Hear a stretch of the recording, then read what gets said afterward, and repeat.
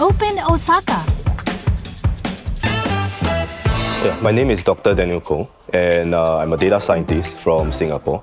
My company, Koh & Associates Godo Gaisha, is incorporated in Osaka itself.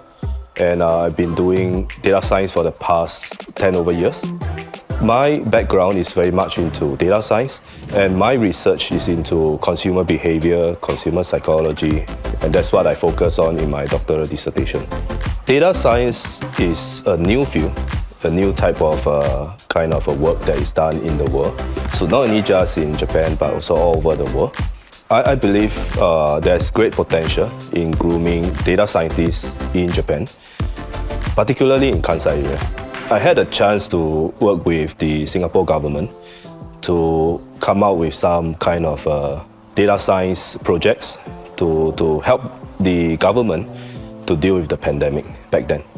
Leading a team of statisticians trying to extract data for the frontliners or the doctors or the nurses, in their daily operation, in the clinics or in the hospitals.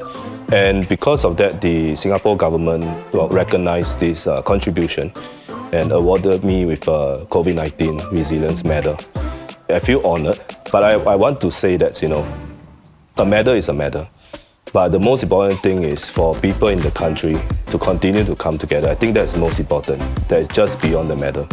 My wife, when I met her in Singapore, so she was working for the Japanese company, but back then the company actually redeployed her back to Osaka from Singapore. So I decided to say, okay, my kind of work can be done remotely, and that's the reason why we landed in Osaka. People were very warm and nice, friendly. They know that I'm a foreigner and trying to understand each other and respect each other. Over time, they know who I am, even when I go back. And I guess that is the warmness that I have experienced in Osaka. I would advise them to do is to really understand the culture first.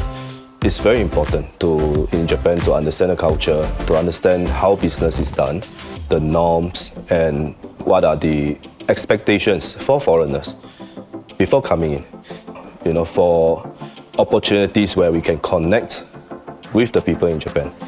Not only just knowing the culture, the norms, but also to connect with the people here. Because when you connect with people, you can do networking. And when you do the networking, you can understand people's expectation in Japan. So it becomes a cycle. As you know more about the expectations, people will bring you to networking events, and then you also get to know more about the expectations. Doing business in Japan is going to be a long run. It's not just like 1 month or 2 months, hoping that 1 year later we succeed, get $1 million.